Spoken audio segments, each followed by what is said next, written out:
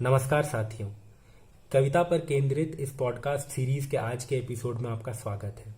आज जिस कवि की कविता मैं आपके लिए लेकर आया हूँ वे हैं मंगलेश डबराल, जो हमारे समय के एक प्रतिनिधि हस्ताक्षर कवि हैं। उनका जो नया संग्रह छपकर आया है इसी साल, सेतु प्रकाशन से संग्रह छपकर आया है, स्मृति एक दूसरा समय है।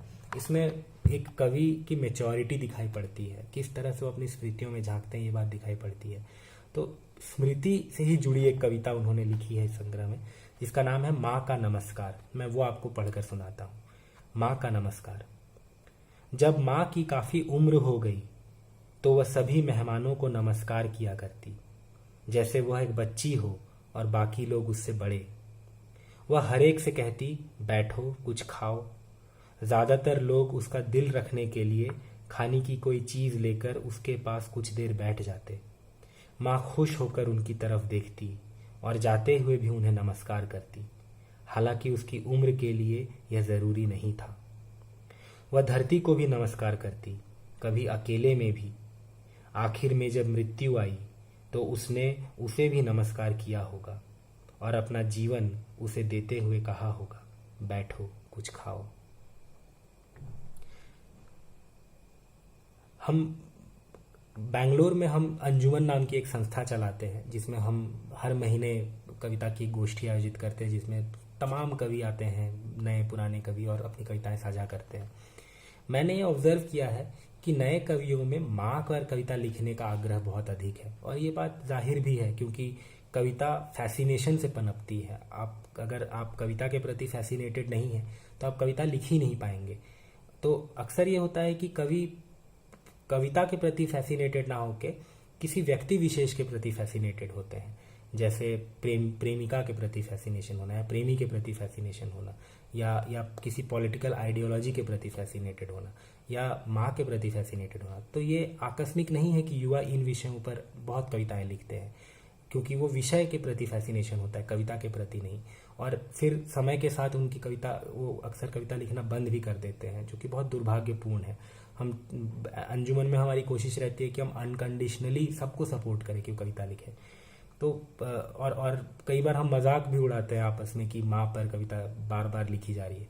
लेकिन जब एक मैच्योर कवि, एक प्रौढ़ कवि, एक कवि जिसने दुनिया को देखा है, समझा है, और कविता 70 के दशक से कविता के संसार में जिसका हस्तक्षेप रहा है, वह कवि जब माँ पर लिखता है तो कैसी हृदय विदारक कविता लेकर आता है। आप देखिए, इस कविता में सिर्फ नमस्कार करना और बैठकर किसी को खिलाने भर का जो एक क्रिया है, की जो एक घटना है, जिससे हम सब परिचित होंगे। हम सबकी माएँ ऐसी ही हैं कुल मिलाकर। ये जो यूनिवर्सैलिटी ऑफ एक्सपीरियंस जो तैयार होती है इस कविता में, और वो कितनी दारुण है, वो किस तरह से दिल काढ़ लेती है।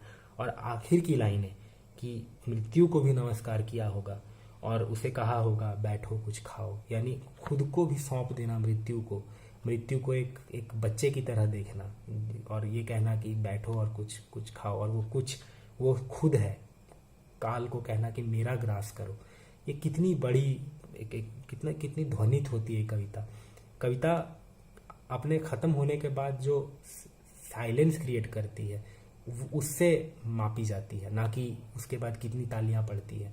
तो इस कविता के बाद एक बहुत गहरा सन्नाटा पसर जाता है। ये जो एक लॉस है कवि का, वो दिखाई पड़ता है कि वो किस तरह से अपनी माँ को याद कर रहा है।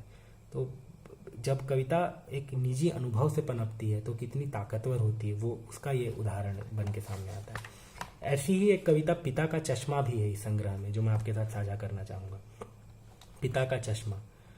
बुढ़ापे के समय पिता के चश्मे एक एक कर बेकार होते गए। आँख के कई डॉक्टरों को दिखाया, विशेषज्ञों के पास गए।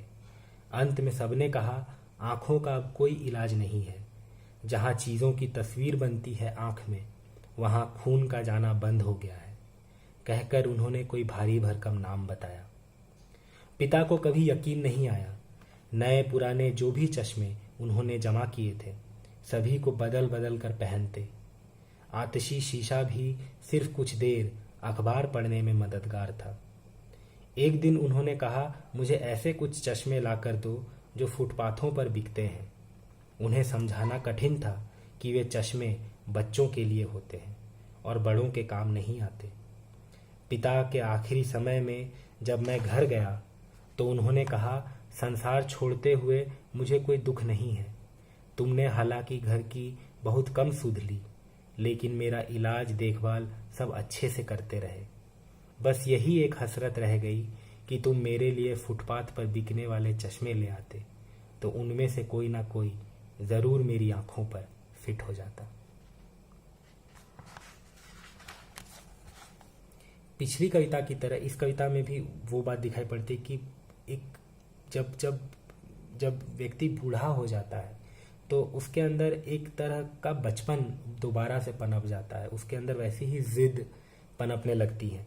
तो यहाँ वही दिखाई पड़ता है कि जब सारे विशेषज्ञों को दिखाने के बाद भी और सारे चश्मे उन्होंने बदल बदल के देखे, उसके बाद भी जब उन्हें दिखाई नहीं दिया तो वे ऐसी जिद को लेकर अड़ गए कि उन्हें फुटपाथ वाला चश्मा चाहिए। ये एक बचकानी जिद है। जैसे पिछली कविता में भी वो कहते हैं कि हालांकि उसकी उम्र के लिए ज़रूरी नहीं था, माँ का ज़रूरी नहीं था कि वो सबको नमस्कार करे, वैसे ही पिता की उम्र के लिए भी ज़रूरी नहीं था कि वो ऐसी बात सोचे। ये कोई भी जानता है कि वो चश्मे किस तरह के होते हैं, वो किसी लेंस नहीं होते। लेकिन फिर भी एक बच्चे वाली जिद, बच्चों में जिद होती है मेले का फुटपाथ का चश्मा पहनने की, वैसी एक जिद लेकर वो उनके पिता आखिर में शिकायत करते हैं, जो एक बहुत बड़ा एक सजेशन तैयार कर देती है कवि का और कवि के अपने पिता के साथ के संबंध का। वो बहुत विलक्षण कविताएं हैं इस संग्रह में। इस संग्रह में कुछ बहुत अच्छी पॉलिटिकल कविताएं भी हैं, जैसे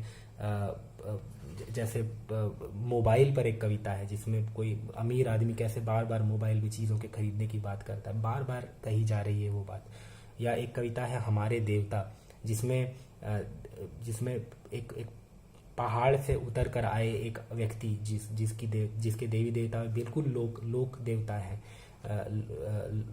लोक जनजीवन के देवी देवताओं की तुलना में जो एक धर्म का जो एक होमोजिनाइजेशन चल रहा है उसके खिलाफ टकराती है। छोटे छोटे देवता एक बहुत बड़े देवता से टकराते हैं। फिर एक और कविता है जो मुझे बहुत पसंद है, मैं आपको नाम बताता हूँ उसका।